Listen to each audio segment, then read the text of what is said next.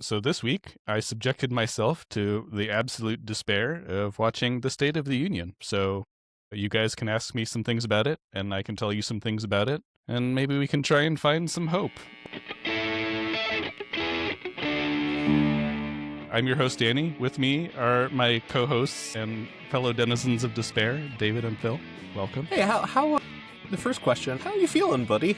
Bad, dude. How'd that go for you? I quickly had to start playing video games because, it was, the despair equivalent of staring into the sun. Just out of the corner of my eye, a little bit of attention here and there. Paying too much attention to it is just like a black hole of despair that just draws you in, dude, that anyone could support this guy. Right, so Total Warhammer was the emotional equivalent of one of those black box sunglasses things that you can use to look at eclipse. It was Factorio in this case, but yeah, exactly, dude. Yeah. Do not look directly at Donald Trump speaking because you will be overcome with despair. It was a genuine Infohazard to me, dude. I felt so much worse after watching this than before. And don't stand next to him because you'll smell his shit. Well, thanks for taking one for the team. I feel like this is basically the value prop of our show, is that we do the hard things. I'm really glad that I didn't watch the State of the Union. But yeah, touch on some of the themes. How long was it? I hope he kept it short. It was super long. It was his longest State of the Union.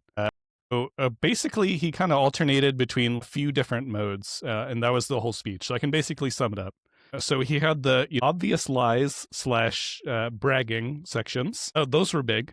He had long-winded anecdotes, which were either bad things that an immigrant did, or somebody using one of the programs that he recently added, and completely just turning their life around. The third section was just kind of generic things that Donald Trump fans would love to see, like anytime he finished up one of his stories about how bad immigrants were, he would ask everyone in the chamber to stand up if they want to stop immigrants.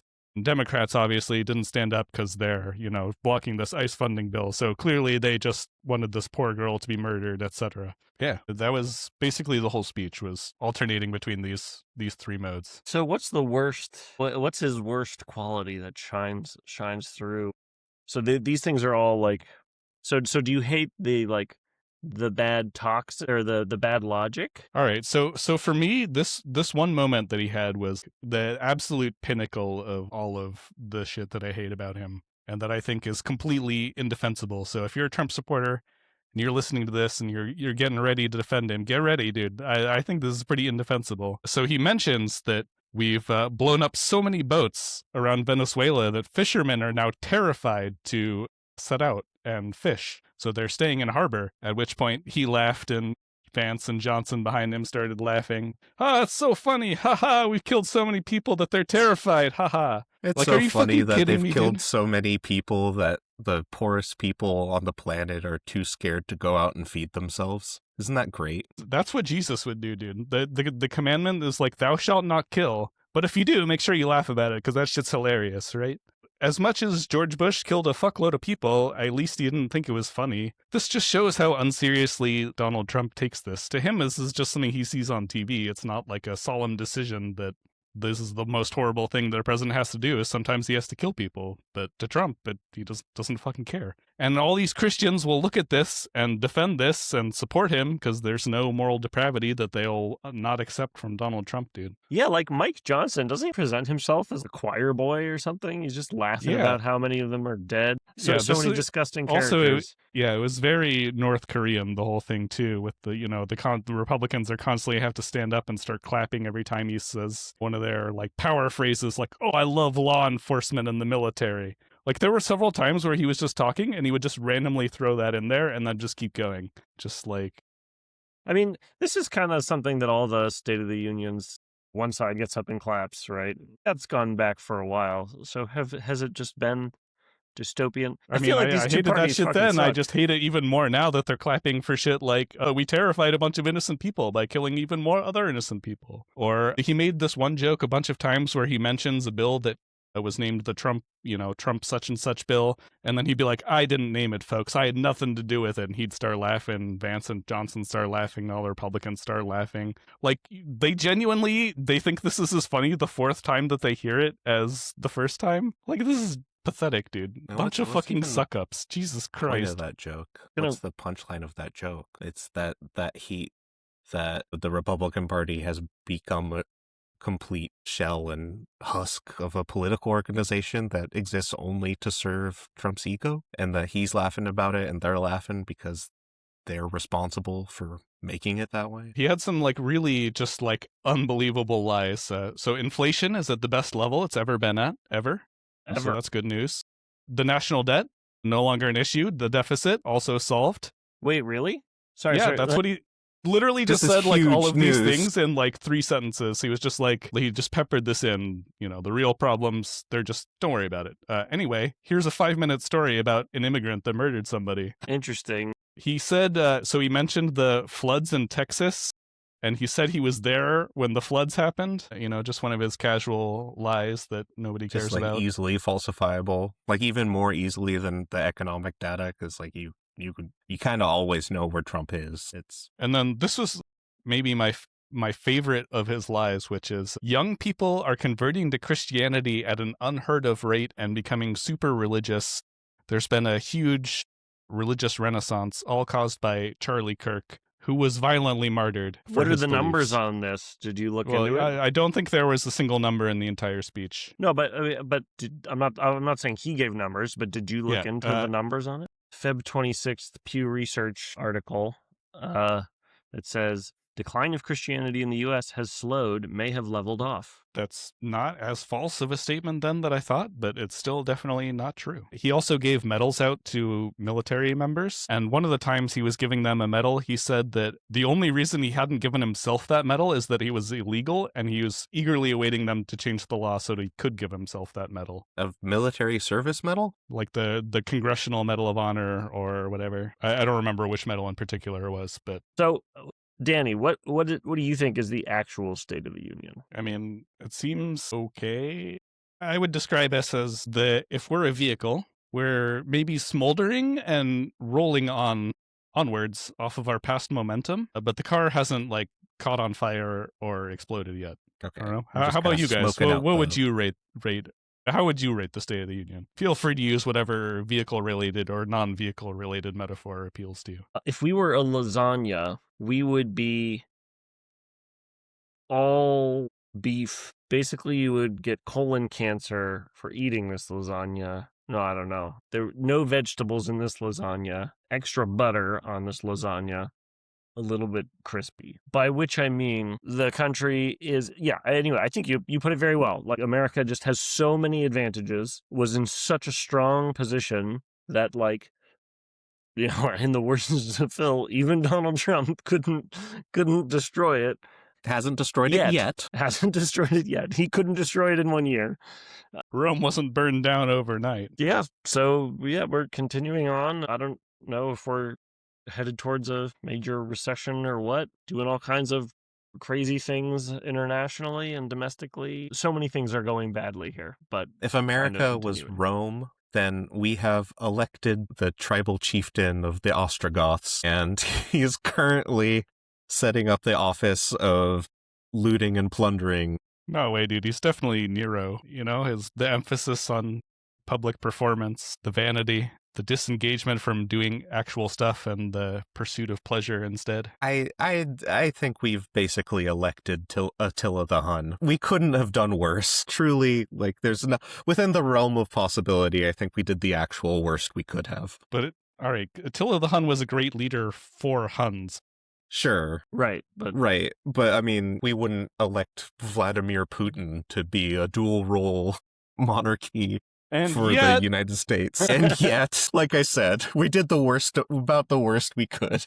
Yeah, so, and the other thing that is more ominous now than when I was watching it is he mentioned Iran, and they've got to be stopped, etc. They're rejuvenating their nuclear program, what have you. And so I wanted to discuss this. He's kind of circled around to being like Nixon, except he's got the cloud of bullshit theory instead of the madman theory, right? If he's just constantly spouting bullshit, you have no idea what he's going to do because even he doesn't really know what he's going to do. Yeah, I mean, I think the main thing that's frustrating is it really throws a wrench in the gears of this particular plan.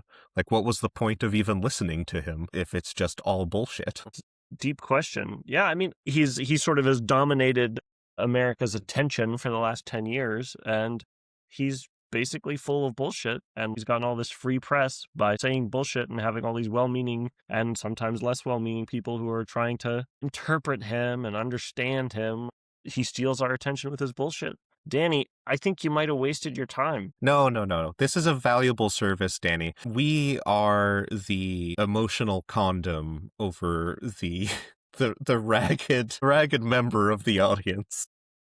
I mean, it was rough, dude. I do not recommend that anyone watch this. I genuinely feel much worse than I did before. Like, I don't think our democracy can recover from this. I have no faith in it as a system that could select him as our leader. What a load of bullshit. How can you like this guy watching him? I don't understand. Ooh, he tells it like it is. Oh, he told like stories about like 3 immigrants that committed crimes. You could find any group that you can define. I bet you could find 3 of them who did vile, horrible shit in the United States, right?